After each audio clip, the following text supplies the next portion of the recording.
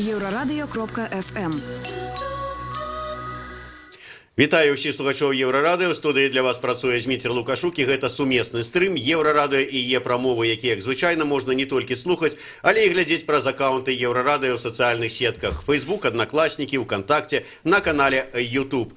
Напярэдадні парламенцкіх і прэзідэнцкіх выбараў палітычныя партыі Беларусі нечакана загаварылі пра неабходнасць так званай мадэрнізацыі закона аб палітычных партыях. З'явілася нават некалькі такіх незалежных адна ад другой прапаноў, як гэты закон трэба мадэрнізаваць. Вось пра гэтыя прапановы, навошта змены ў закон аб палітычных партыях неабходныя, мы і пагаворым з маімі гасцямі ў студыі. А гэта першы намеснік старшыні ліберальна-дэмакратычнай партыі Беларусі Олег Гайдукевич і лідар беларускай партыі «Зялёныя» Дмітрий Кучук. Добрый день, шановное господарство. Добрый день. Дмитрий, давайте я почну с вас.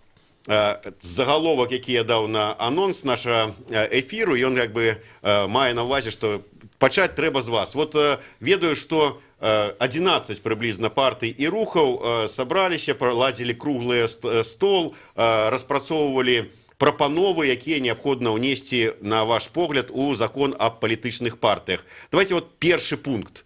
Первым пунктом стоит что сярод ваших прапаноў?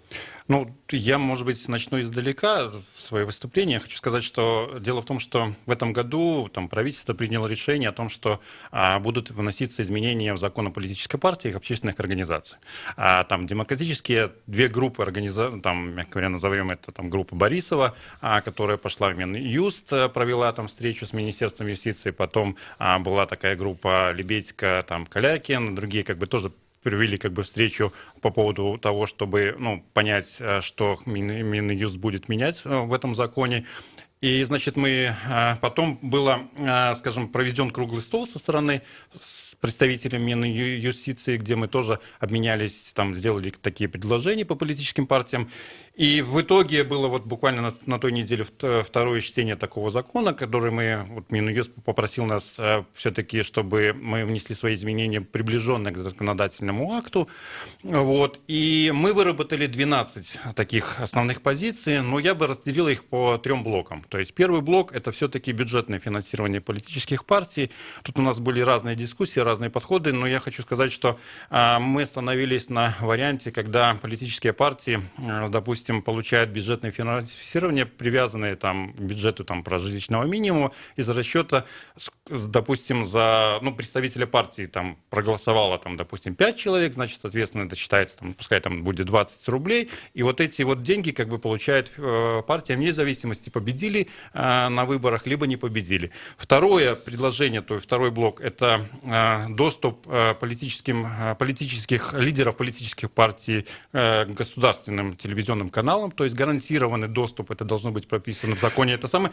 И третье, равные права политических партий, скажем, по регистрации, потом мы хотим, может быть, внести такие предложения по поводу того, чтобы было 500 членов для регистрации, значит, аренда помещений, у нас сейчас видим, что, допустим, коммунисты и спортивная партия получает коэффициент по аренде 0,2, а мы вынуждены платить как коммерческие организации. Эти изменения. Ну и есть еще изменения, которые, может быть... Давайте мы остатнія змены, ваши прапановы, крыху пазней. Менавіта першае, я и хотел, каб вы з яго пачалі, гэта бюджетное фінансаванне палітычных партый. Олег Сергеевич, и ваша партия таксама свае прапановы выставила, якія пажадана унесці. Яны ў мяне ёсць, я іх чытаў, але бюджэтнага фінансавання сярод вашых прапаноў няма. Я ведаю, што вы пастаянна, калі іншыя скардзяцца, што не хапае грошай, няма грошай на аренду офісаў і гэтак далей, вы пастаянна новыя офісы адкрываеце ў рэгіёнах і гэтак далей. Сыходзячы з гэтага, ваше ставление до финансования политичных партий с бюджета? Ну, понимаете, надо сразу сказать, почему я против вот фразы. Это надо людям объяснять, потому что когда простой человек смотрит телевизор или слушает сейчас Еврорадио и слышит фразу «бюджетное финансирование партии», у него первая мысль – опять у людей что-то забрать, значит, и отдать политическим партиям. То есть, безусловно, партии должны поддерживаться государством. Но мы выступаем за более радикальное изменение законодательства, потому что я убежден, какие бы мы там косметические поправки не принимали, это не решит главной проблемы роста влияния политических партий, роста влияния именно политиков, ведущих, которые возглавляют эти партии, без изменения в избирательное законодательство. А именно мы предлагаем, что мы поддержим любые там изменения, мы поддержим любые там косметические изменения. Значит, все, что там наши коллеги будут предлагать, большинство пунктов, они много лет уже обсуждаются, мы не против. Но главное это, на мой взгляд, переход выборов на пропорционально-мажоритарную систему. Значит, в перспективе вообще, может быть, и полностью на партийные списки.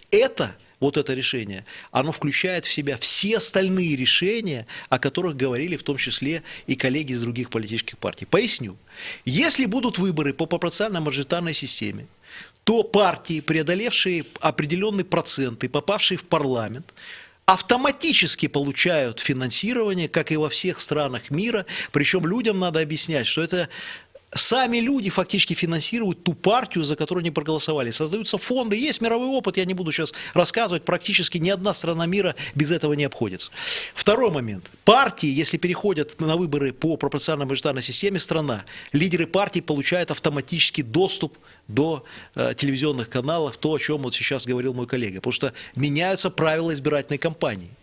Эта партия, она представляет список, возглавляет ее лидер, появляются дебаты между политическими партиями на ведущих каналах телевидения. То есть мы видим эти примеры других стран, как проходит в таком случае избирательная кампания. Во-первых, растет интерес к выборам. И я вам еще один момент скажу, что переход на эти выборы нужен не партиям.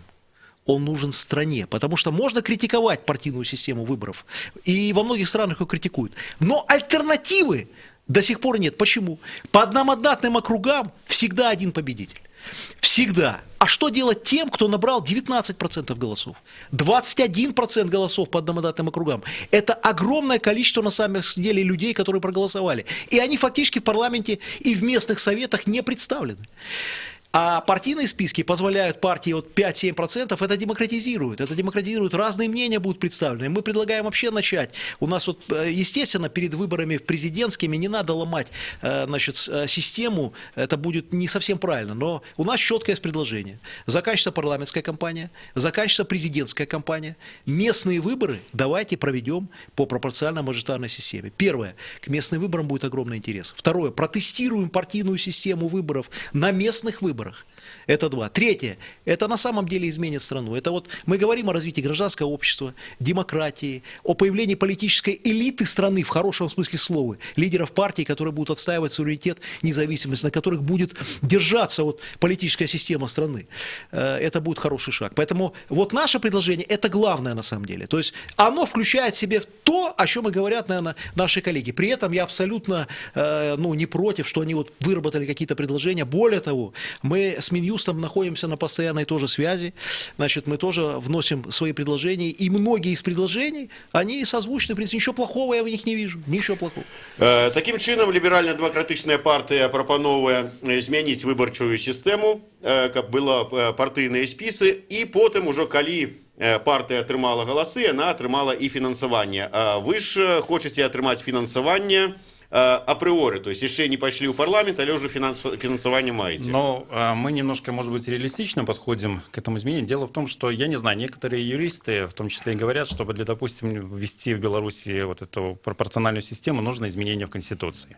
Мы говорим о том, что вот сейчас вот будет готов изменение закона политических партий. Поэтому мы, конечно же, у нас тоже есть, значит, эти наработки, но мы в первую очередь видим о том, что вот можно внести хотя бы вот эти изменения, хотя бы сделать эти 3 шага для того, чтобы поменять этот закон о политических партиях. Мы единственная в Беларуси страна, которая не получает политические партии бюджетного финансирования по поводу того, что Беларусь такая единственная страна. У всех везде в округе партии получают финансирование. Это недорого для бюджета, потому что Белая Русь, допустим, которая финансируется с бюджета, она имеет сумасшедшие эти самые. Мы просто перераспределяем эти бюджеты на политические партии. Это, по-моему, 70, мы так прикидывали, где-то 70, около 70 миллионов вообще белорусских рублей может получить политическая партия. Не такие большие деньги для этого самого, для того, чтобы финансировать, и для того, чтобы партии были действительно независимые, и они могли отстаивать интересы граждан. То есть у нас такие предложения. Ну, я не ведаю, какие юристы вам так сказали, но той же самый былы старшыня Конституцыйнага суда Рыгор Васильевич нам в интервью казаў, что и зараз уже при існуючым законодаўстве можно провести по партийных списах выборы, и Ярмошина нам так само у интервью казала, что, по крайней мере, мясцовые выборы можно уже проводить по этой системе. Второе, почему, что нам мешает и Конституцию изменить? Об этом уже и президент стал говорить. Я например, внимательно, я сам присутствовал на большом диалоге с президентом, и вы присутствовали, Змитер, он говорил об этом. И я, например, свои предложения, наши предложения по изменению Конституции, а это обсуждаться будет после президентской кампании, будем об этом тоже говорить. Но я в чем не согласен с коллегой, хотя и уважаю, и в чем-то согласен, но не за что платить политическим партиям, нельзя политическим партиям просто так платить. За что? За то, что эта политическая партия существует. Платить надо и получать какие-то бюджетные деньги, если она пользуется популярностью. И поэтому вопрос финансирования должен ставиться после выборов, проведенных по партийным спискам. А так получается, у нас все партии зарегистрированы. Есть партия, которая офиса не имеет 10 лет. Вы их знаете. Эти социально-спортивные, я не видел. Я социальную спортивную партию не видел. Мы вам предлагаем другой вариант. Если за члена партии, допустим, 5 кандидатов на избирательном участке, из них, допустим, один зеленый, ваш представитель. За зеленых, допустим, проголосовал 5 человек. Это равно 20 рублей. За либерал-демократов, пускай он, допустим, занимает второе место. Он набрал большее количество. И вот согласно этой пропорции идет финансирование государственной партии. Согласен. Тогда они получают как раз таки люди, которые за них поддержали, они как раз таки мы должны установить минимальный процент. Это будет привязано к минимальному. Тогда да. 20 копеек или 20 рублей. Вы не поняли. Если, например, партия не набирает 5%, будет минимальный какой-то процент, 2%, не за что платить. Во всем мире так. Но мы об этом говорили. Тогда как раз таки либеральная партия будет иметь преимущество. Почему? Очень просто. Почему? Если мы ставим барьер, допустим, зеленая, маленькая партия, не набрала это самое, но у нее есть интересы, и она не получит бюджетного финансирования. Но хотя люди за него проголосовали, за этого кандидата. Согласен. То есть, соответственно, Дмитрий, как раз таки во всем такая мире система. Есть процент. Во всем мире есть процент. Есть, это между В Европе процент. В России Яблоко получило 3%, она получила финансирование. Все, кто ниже, все, они финансирование не получают. Мы перервемся на невеличкую паузу. Короткий выпуск новинок на Еврорада. Мне подобается, что такая дискусія почалася. Олег Гайдукевич, Дмитрий Кучук, Дмитрий Лукашук, сумесны стрым Еврорадио є прамову. Працягнем праз хвіліну. Еўрарадыё. Гэта толькі актуальная інфармацыя, аналітыка, музыка і крытыка. Мы незалежная крыніца інфармацыі ў тваім рэальным жыцці. Мы першае рок-радыё Беларусі. Мы 24 гадзіны ў інтэрнэце і на спадарожніках. Еўрарадыё. Час ведаць, што адбываецца.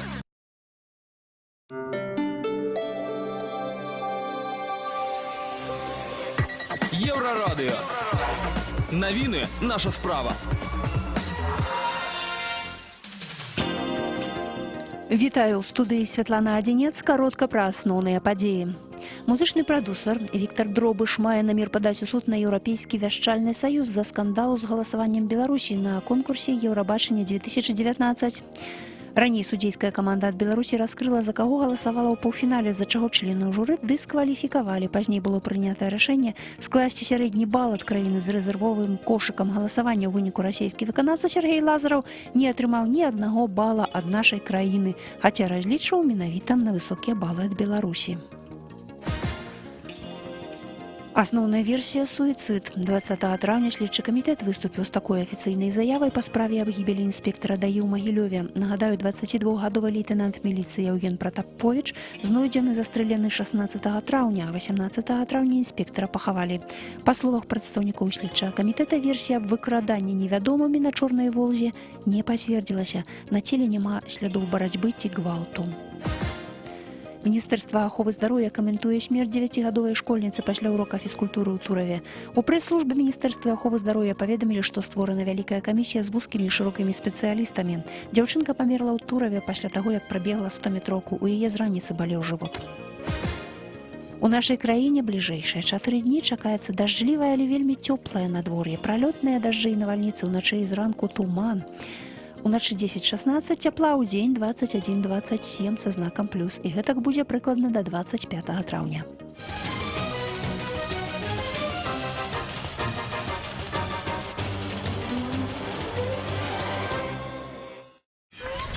Еврорадио.FM. Вітаю ўсіх слухачоў Еўрарадыё. Студыі для вас працуе Зміцер Лукашук. Гэта сумесны стрым Еўрарадыё і Е-прамовы разам з намеснікам старшыні ліберальна-дэмакратычнай партыі Олегам Гайдукевічам і лідарам партыі «Зялёныя» Дмітрыем Кучуком абмяркоўваем магчымыя змены ў закон о палітычных партыях. Дмітрый, яшчэ раз, вот Олег Сергеевич как бы намекнул так скользь на гэтую стаўленне магчымае людзей да таго, калі раптам вот падымецца пытанне фінансавання палітычных партый з бюджэту. І людзі падумаюць, ну вот банальны прыклад. Мне вот зараз пачалося абмеркаванне ў бацькоўскім чаце, што трэба скідвацца грашыма на ремонт класа ў школе.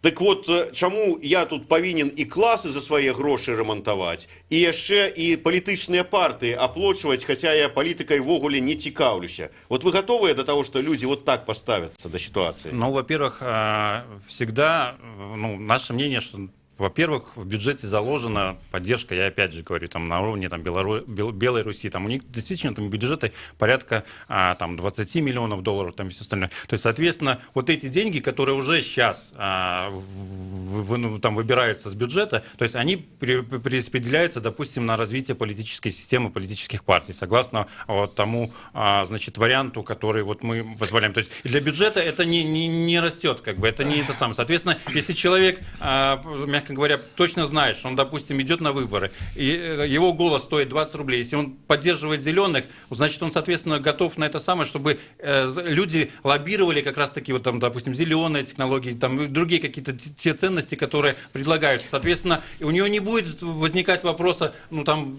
надо платить за политическую партию. Социалиста отнять и поделить. А я бы никого, он все ссылается, мой коллега, значит, все время, что кого-то финансирует, я бы никого не финансировал. Вот тех, кого сейчас финансирует государство, вы называете, там организации, я бы их тоже не финансировал. Значит, и сделал выборы по партийным спискам. И обязательно с процентом. Вот у нас началась дискуссия, я вот хочу свою мысль довести до конца. Никого не финансировать вообще, люди не понимают, зачем кого-то надо финансировать. Набрал на выборах 5%, вот партии установить порог. Я выступаю за порог 5%. Может быть, 4,5, я не знаю. Надо начинать с минимального какого-то порога. Может быть, 3,5. Я думаю, что в ходе дискуссии в парламенте, когда там этот вопрос, я думаю, депутаты наши подымут. Значит, установили какой-то процент. Значит, партия прошла этот процент, она уже пользуется поддержкой народа. Это также происходит в Европе, в Европейском Союзе. То же самое происходит в Российской Федерации. Более того, я вам скажу, мы одна из единственных стран вообще на просторах СНГ и Европы, в которой нет партийных списков. Даже в наших азиатских странах, там Таджикистан, скоро там Казахстан по партийным спискам избирается, везде партийные списки. Но почему нужен этот минимальный процент? Тогда мы отсечем маргинальные партии, не пользующие популярностью, и решим извечную проблему того, что наша оппозиция не может объединиться. Если им сделать 5%, Дмитрий, они 20 лет пытаются создать коалицию.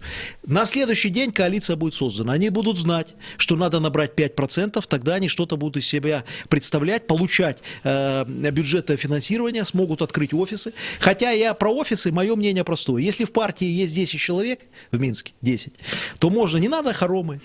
Метр на метр помещения уже можно снять. Но у нас, к сожалению, некоторые политические партии жалуются, но даже метр на метр офис по доллару, вот по доллару скинуться самим и что-то для себя сделать. Для себя, не для кого-то. Поэтому мое мнение такое.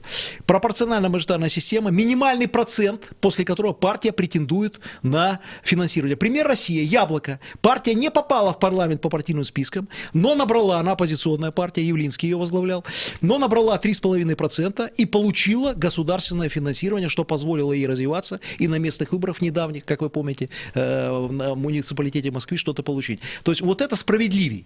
Потому что если мы всех будем финансировать, то ничего хорошего не будет. Я бы никого не финансировал. Ни государственное, вообще никого. Дмитрий, вы згодны з тым, што вот вы шмат казалі пра тое, што зелёная невялікая партыя і такая сістэма пазбаўляе яе магчымасці фактычна атрымаць перайсці гэты парог і атрымаць фінансаванне. Коалиция. Ну, во-первых, скажем, у нас есть и в демократических организациях создана коалиция, там, правоцентристов, скажем так, и они уже тоже объявляют о том, что закрывают 110 округов.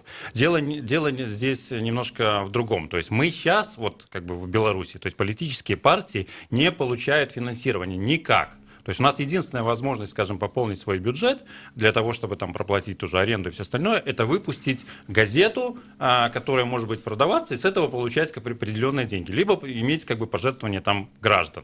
То есть и даже, ну тут может быть перекос в плане, допустим, того, что если вот там, ну как бы там у нас понятно, что есть там провластные организации, которые поддерживают где-то, может быть, политику там Александра Григорьевича, там, то есть они будут иметь приоритет, потому что в первую очередь у нас нет честных, прозрачных подсчетов голосов. То есть если они, допустим, как бы получат свое финансирование, значит перекос будет в эту сторону. А мы же предлагаем другой механизм, когда каждый голос будет оцениваться, там, допустим, рубль, там, 2, и это будет иметь финансирование, если там народ поддержал этого представителя этой политической партии, вне зависимости, сколько он набрал голосов, он получает, значит, это финансирование. То есть это, на мой взгляд, в теперешней ситуации в Беларуси достаточно, ну, как бы правильно, потому что, ну, такая у нас система в Беларуси. Есть 15 партий, из них там 7 демократических, есть 8 там провластных. То есть вот в этом как раз-таки есть контекст вот этого как бы момента, когда идет финансирование, допустим, по барьеру.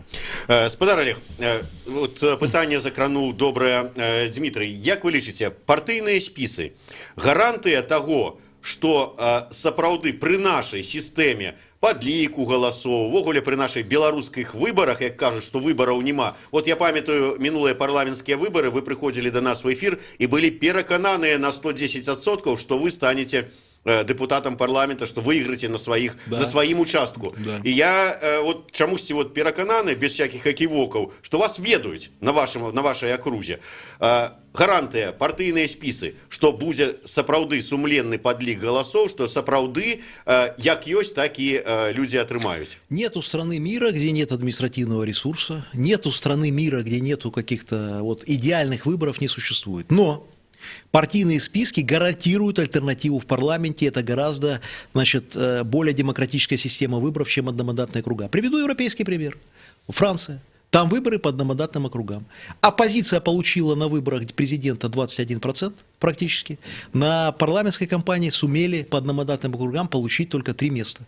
Почему так происходит? На одномандатных округах один победитель. Вот вы мой пример привели. Правильно? Я набрал 19% голосов в сложнейшем округе. Были бы партийные списки, я бы уже был в парламенте на тех выборах по партийным спискам. Это огромное количество людей, 19%. Поэтому, Дмитрий, если бы я скажу, что вот все идеально наступит и вот все будет вообще супер демократично, этого не будет. Но это огромный шаг к развитию выборной, в том числе, системы.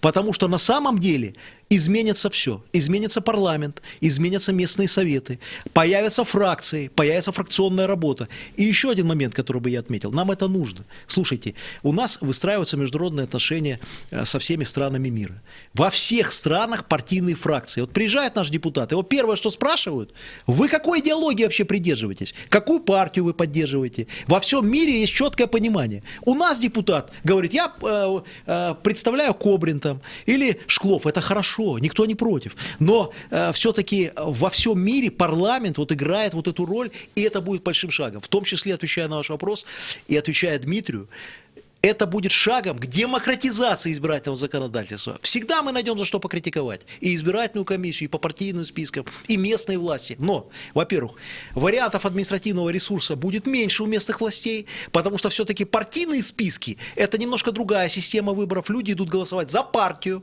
Мало что может решить там в местном исполкоме. То есть реально ситуация будет меняться и по избирательному. Альтернативы в парламенте будет гораздо больше. Дмитрий, чему вот все ж таки вот это вот прапанова змяніць выбарчую сістэму, вот, каб яна была прапорцыйная, не знайшло адлюстравання Не, ў ну не ваших совсем, прапановах. оно у нас есть. Но мы исходили с того, что, то есть у нас тоже есть наработки и действительно там приближено к законодательному акту, и мы тоже вносим эти предложения. Но мы для себя решили, что на этом этапе нужно, то есть мы только за, то есть мы очень как бы горим, и мы понятно, что ситуация будет изменена и будет Коли очень вы серьезно. только за, и позиции Тогда совпадают. у меня Но мы встречное исходили из того- предложение. Чему Вот ЛДП... в прямом эфире всем политическим партиям я готов подписать, вот всем. Мы за переход на пропорциональную Ну, мажоритарную все, систему. я думаю, все будут за. Вот кто будет против? Я не Никто. знаю. Ни- Даже нету будет коммунисты таких. подпишут. Я не думаю, что кто-то Я будет тоже против. об этом Вот и как бы всё. говорю, но про... Я думаю, что ну, это будет першая некая такая прапанова, где подпишутся все партии, включающие ЛДПБ. Давайте подпишем. тому- Я подпишу завтра это предложение. Ну, Вот мы если тоже это готовы. Я один думаю, пункт, что все демократические все, организации любые, подпишут. причем, я думаю, любая партия подпишет это. Да. Я думаю, что это будет хороший жест. Все остальные, все политические партии схожи в одном. Пропорционально. Зафиксовали? Да. Все, идем далее. Олег Сергеевич, у вас, в принципе, два пункта, калі глядзець вот рассылку, якую я атрымаў. Другі пункт – гэта сурова караць тых, хто атрымлівае замежнае фінансаванне. Гэта быў такі намёк на ўсіх ваших коллег с демократычнага Я лагеря? никого обижать не хочу, но давайте скажем некоторые вещи, что мы должны, если мы заботимся о будущем своей страны, понимать, что если политическая партия, общественная организация, любой политик получает какие-то гранты или помощь за пределы своей страны, значит, он будет работать только на эти фонды, на эти гранты, значит, на ту страну. Это касается и Запада, и Востока, не имеет значения, откуда он берет деньги. Теперь я хочу разделить. Это касается политиков и партий, и общественных организаций, претендующих на власть. Не берем сюда социальные проекты, не берем сюда какие-то медицинские проекты, это другое. Если ты политик, ты претендуешь на власть, ты должен быть кристально чист, никакого финансирования. Посмотрите, что в Австрии случилось? Даже деньги не взял. Только появилась информация, что собирается взять деньги лидер партии «Свободы» Штрахи у какого-то бизнесмена, представляющего там Российскую Федерацию. Он ушел в отставку, скандал разразился, денег еще не взял. Так а почему у нас должно быть по-другому? Берешь деньги с Европейского Союза на политическую организацию, берешь деньги откуда-то, должно быть это жестко. У нас законодательство уже это урегулировано как бы, да? Уже это запрещено, но это все равно имеет место. Я никого не хочу там обвинять, это некрасиво с моей стороны, но мы знаем, что это есть. Что я предлагаю? Получили грант, доказали, что использовали, что эта партия получила иностранное финансирование, на 5 лет от выборов отстраняется. Все, этот избирательный цикл прекращает. Я думаю, сразу руководство партии уйдет в отставку, значит, изберут новых, тех, которых будут понимать, что деньги брать можно только внутри страны. С бюджета, со своих членов партии, только внутри страны, больше ниоткуда. Это жестко должно быть. Давайте подведем такі кароткі вынік. С одного боку 11 структур, якія працавалі над сваімі прапановамі, там 11-12 прапаноў, 2 прапановы у ліберальна-дэмакратычнай партыі, но одну прапанову, як мінімум зараз, у дададзеным этапе, падтрымалі абодва бакі. Да. Гэта пераход на прапорцыйную сістэму. Ці можна скласці такі дакумент, дзе будзе один гэты пункт, яго падпісваюць усе, і з гэтым пунктам ісці ў Мін'юст и далее по депутатам, у парламент, как хотя бы одно пробить, а то... Ну, во-первых, смотрите, то есть со стороны Минюста было предложение сделать предложение, приближенное к законодательному акту. Мы эти, значит, предложения как бы сделали. Сейчас представителя там, Игоря Борисова, социал-демократов, позвали в рабочую группу в Министерство юстиции, где как раз-таки будут обсуждаться и вырабатываться эти решения. Конечно же, там возможность подписать эти документы, сделать это предложение политических партий будет существовать. Что касается, допустим, финансирования политических партий, я тут мы тоже очень за, допустим, чтобы финансирование не было из-за рубежа, это приветствуется там, то есть это в порядке вещей для любой страны. Но Олег, к сожалению, путает и не понимает, как финансируются, допустим, там партии, почему-то идет больше такой популизм в плане того, что демократы получают гранты из бюджета. Во-первых, конечно, в Европе существуют фонды, которые, допустим, в которых прописано, что они, допустим, поддерживают демократию демократические ценности. И не получают политические партии с этих фондов деньги. Получают, как правило, общественные организации по проведению семинаров, круглых столов и все остальное. Политические партии здесь не получают этих денег. То есть здесь нету такого финансирования. Мы же предлагаем, допустим, внести изменения в закон о политической партии, чтобы действительно политические партии получали деньги с белорусского бюджета, и политические партии создали фонды свои, допустим, фонд зеленых, который будет свои ценности как раз таки выносить на общество и лоббировать эти ценности. Маленькое замечание, Дмитрий. Дмитрий, маленькое замечание. То есть, то, что вы обвиняете политические партии... Я никого не обвиняю. Слушайте, один вопрос. Общественный активист – это не профессия. Есть профессия журналист Дмитрий Лукашук. Он получает за это зарплату. Есть профессия медик, милиционер, прокурор, предприниматель. К сожалению, я не буду опять никого огульно обвинять. У нас есть люди, которые по 20 лет себя называют общественным активистом. У него нету трудовой книжки, он нигде никогда не работал. И при этом, какая ваша профессия? Политик, общественный активист. Какой Олег, политик? у нас в партии Какой никто политик? не получает зарплату, у нас все люди работают, и вы молодец, не получают. А я не про вас, Нам единственное, Дмитрий. только нужно на офис. Дмитрий, я не про вас. Я про тех, кто трудовую книжку не имеет. Послушайте, надо посмотреть. они тоже Нету не трудовой бедные книжки. люди. А книжка где трудовая? Почему не работает? Почему в бизнес не пошел? Почему дворником не устроился? Нравится ему политика, нравится политика, общественная это жизнь. профессия. Где деньги он берет? Где деньги он берет? Вы работаете, я работаю. Где человек берет деньги? Я где он думаю, берет что, если, допустим, партия справедлива, не буду говорить, Я но не там, называю допустим, никого. за взносы, люди платят взносы, и платят с этих взносов, допустим, лидер политических партий получает какие-то деньги, и в то же время он является пенсионером. То есть, если пенсионер, у меня вопросов нет, человек отработал. А я говорю про тех, кто закончил институт, и такие примеры есть. Олег, а где вы И сейчас? никуда У не вас нету устроился. сейчас бизнеса? Где вы Обижаете получаете меня. деньги Смотрите, как политик? 20 Или у лет. вас там иранские деньги, от штатам, Про которые меня? вышка? Во-первых, я декларацию заполняю, ее все видели. Ну, Рассказывал, что, откуда у все меня деньги. декларации. Смотрите, 20 лет правоохранительные органы, а сейчас я заместитель генерального директора в нескольких компаниях. Как был, с первого дня я пошел работать. Политика, Я тоже это работаю, политика, правильно. значит, Ну, работа, если бы мы ввели бюджетное финансирование, политики были бы более профессиональны. Согласен. Они Профессиональный получали бы политик должен зарплату. сидеть в парламенте. Да, В парламенте. должен, да. И тогда никакого бизнеса, Никаких, точно. ничего вообще. Согласен, Никакой согласен. работы другой. Никакой. Ничего быть, согласен с вами. Декларации. Дмитрий, вот вы молодец, вы работаете. А я говорю про тех, кто никакой. Кто? Назовите хоть одного. Обижать, чтобы потом это самое, или рекламировать не буду. Мы их знаем с вами всех. Им по 40 лет, это по 45. я знаю лично, всякий знает, хотя бы имею представление. Вы не знаете политиков, которые ни разу не работали после заканчивания института? Я знаю, я их знаю. Они сразу ушли в политику. И называют это политической деятельностью. Я живу в политике. Закончил институт, дворником поработай хотя бы. Хоть поучи чему-то. Поруководи 10 человеками, а потом учи людей. Он уже называет себя политиком. И такие примеры есть. Поэтому у нас есть точки соприкосновения. Я согласен, что должно быть бюджетное финансирование после выборов по партийным спискам. Мы перервемся еще раз на короткую паузу. Пасля яе ізноў вернемся до вас у студию, потому что застались еще несколько незакранутых пытаний. Я нагадаю, Олег Гайдукевич, Дмитрий Кучук, Дмитрий Лукашук, сумесный стрим Еврорадио и Е-промовы. Слухайте нас, хутка вернемся.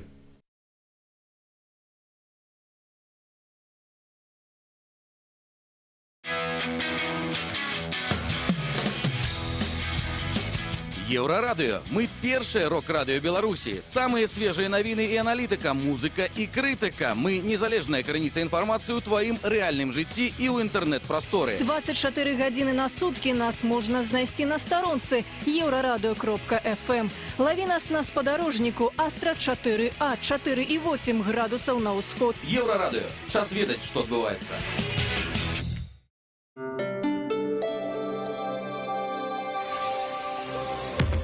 Еўрарадыё. Час ведаць, што адбываецца. Вітаю каротка пра асноўныя падзеі.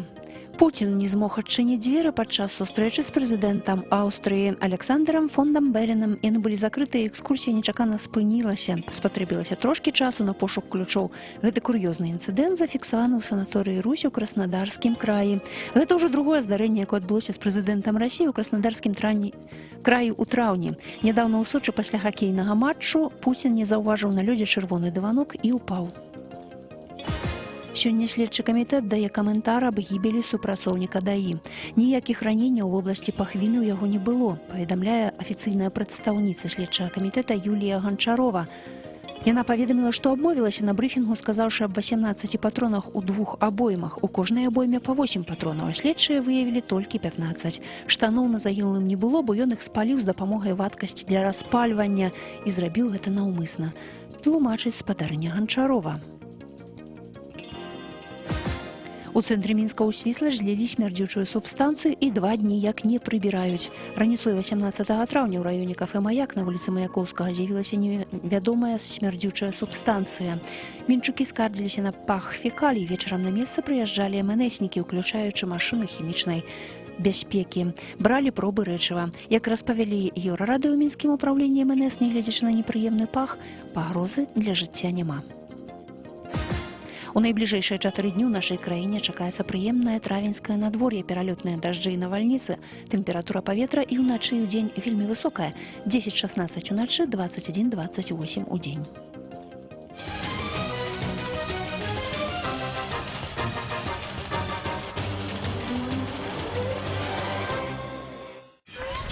Еўрарадыё.фм.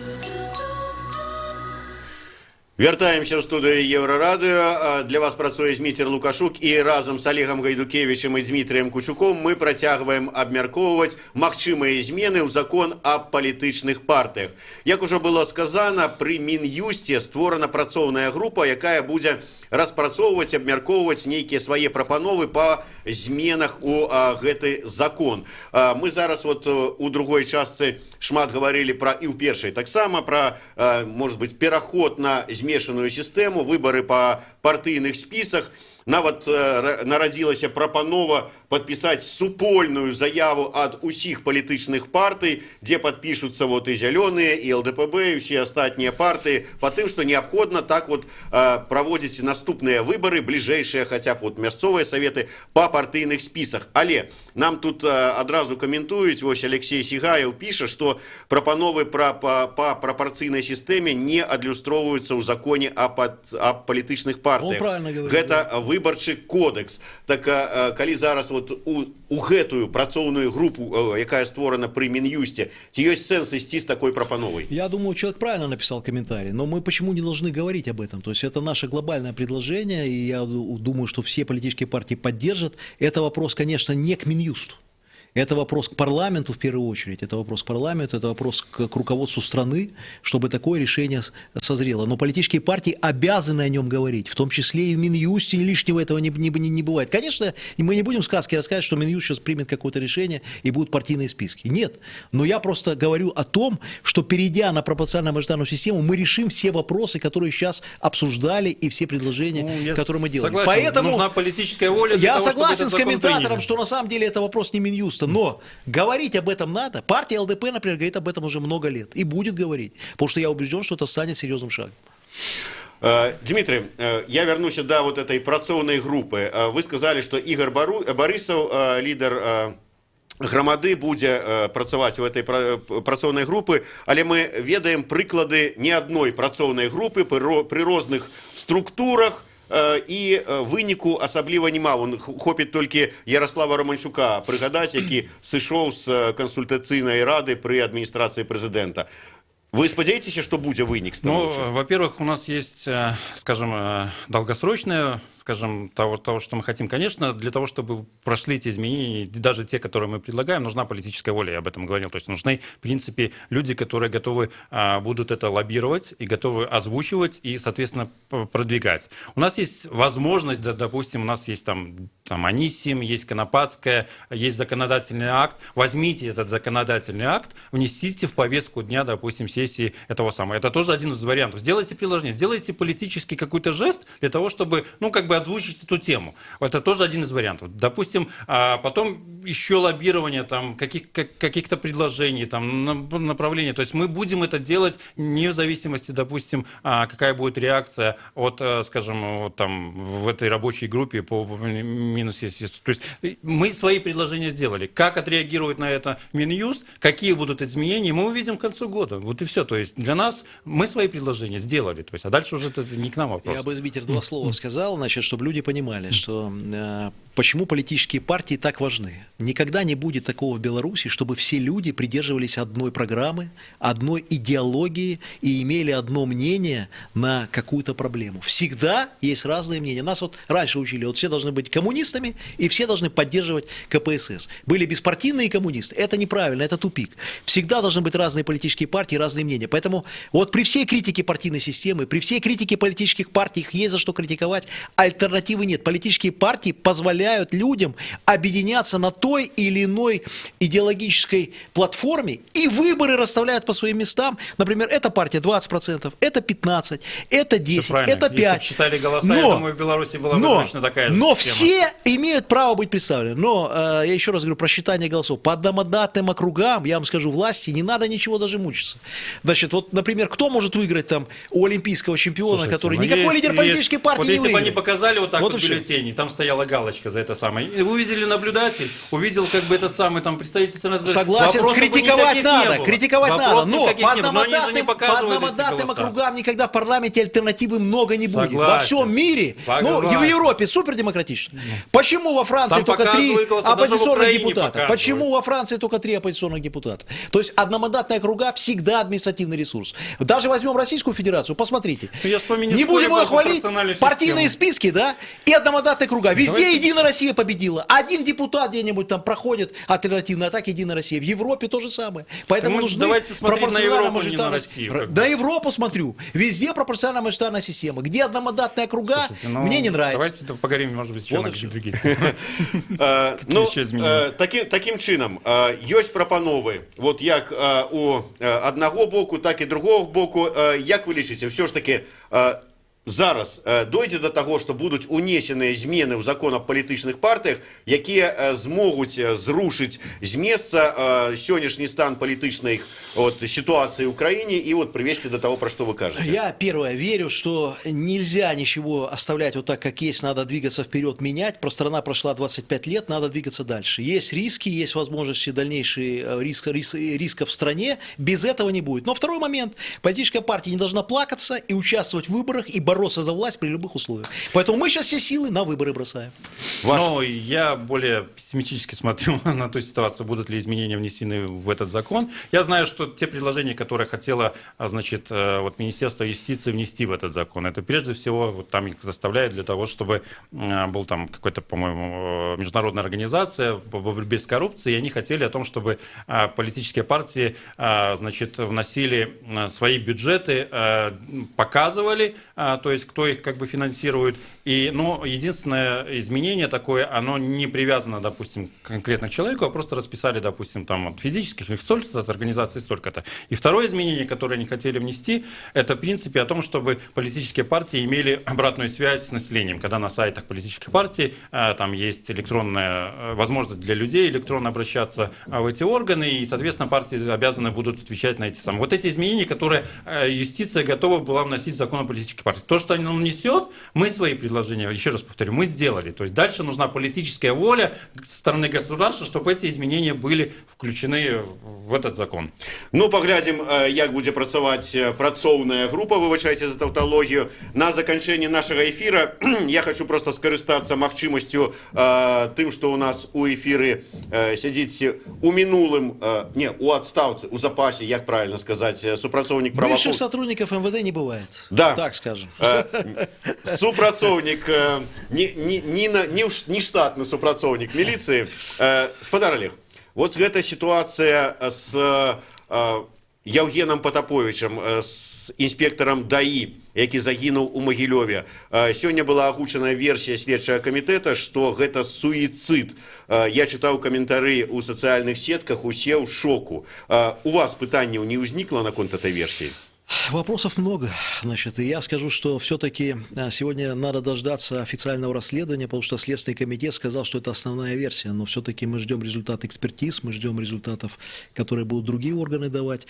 Но что я могу сказать? Я верю в эту версию. Вот то, что сегодня рассказал Следственный комитет, звучит логично, но есть вопрос. У меня вопрос про штаны. Значит, все-таки как он, зачем он сжег штаны свои? Вот, может быть, у него нарушения какие-то психики. И второй вопрос.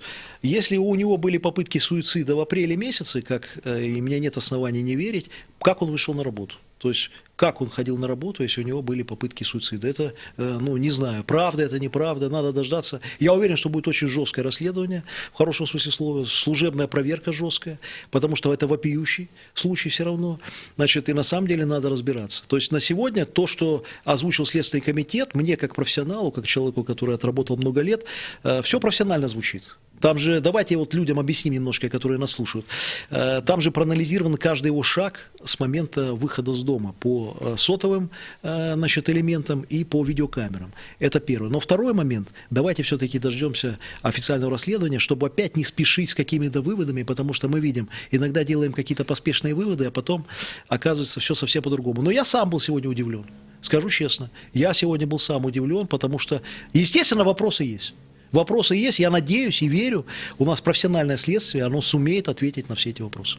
То есть, таким чином у вас самое головное пытание, это калі человек спрабаваў звесці рахунок ну, в с жыццём апреле раней. говорят, да, как он вышел на работу. Почему ему было доверено вот, нести дальше службу? Вот как, если человек значит, имел какие-то проблемы? Вот где начальство было непосредственное? Где был командир?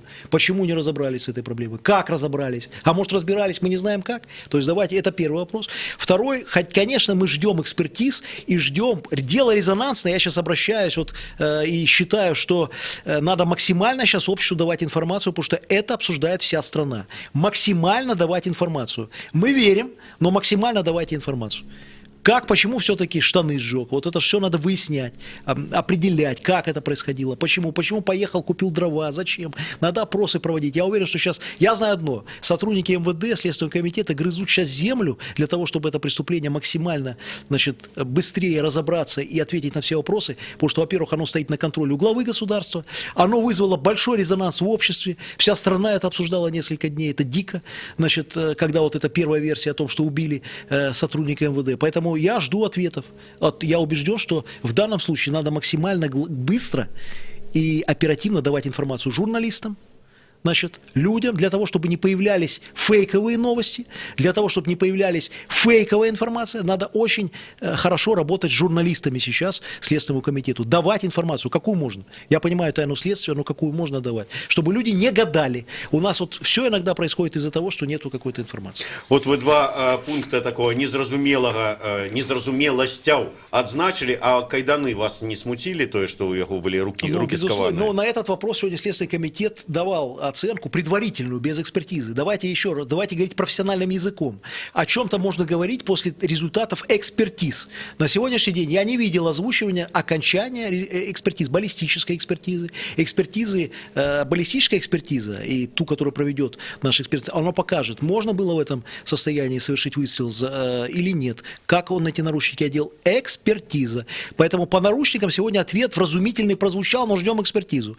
А по штанам пока догадки. Я понимаю, тяжело пока ответить на этот вопрос. Тяжело. Но повторюсь, сейчас самое главное, ту информацию, которую можно давать, чтобы вот эти какие-то фейковые новости не заменили реальную журналистскую работу. И если журналист будет иметь информацию непосредственно от источника, он не будет писать слухи. Я в этом убежден. Дзякуй вялікі. Таму нагадаю, сёння з намеснікам старшыні ліберальна-дэмакратычнай партыі Беларусі Олегам Гайдукевічам і лідарам партыі «Зялёныя» Дмітрием Кучуком мы абмяркоўвалі пытанне магчымых зменаў і прапановаў аб зменаў у закон аб палітычных партыях. Ну і заадно атрымалі каментар па гучнай, як уже высвятляецца, суіцыдзе інспектара ДАІ у Магілёве. Слухайце Еўрарадыё, гэта быў сумесны стрым Еўрарадыё і Е-прамовы. У студыі працаваў Зміцер Лукашук.